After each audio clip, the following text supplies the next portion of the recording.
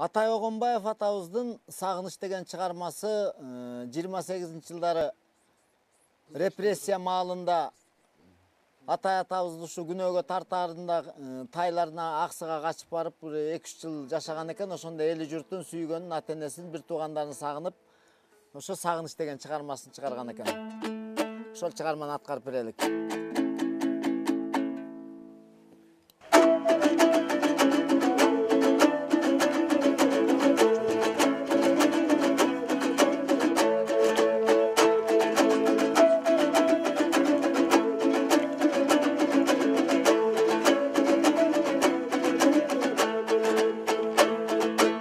Akşam kargana kuştay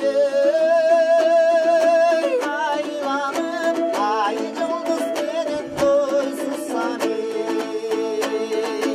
ala doğur elimden tağ üstünden çıksam ey oy tağ üstünden çıksam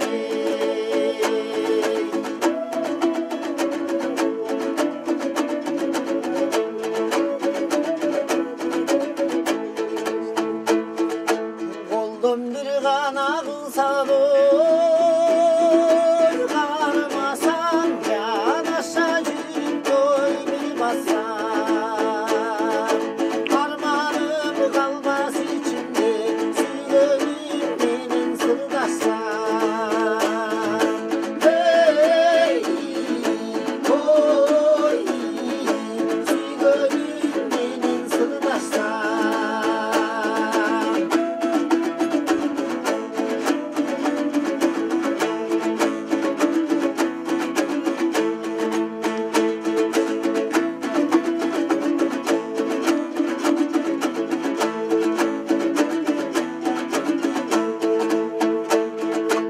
Altınday gana acıttı de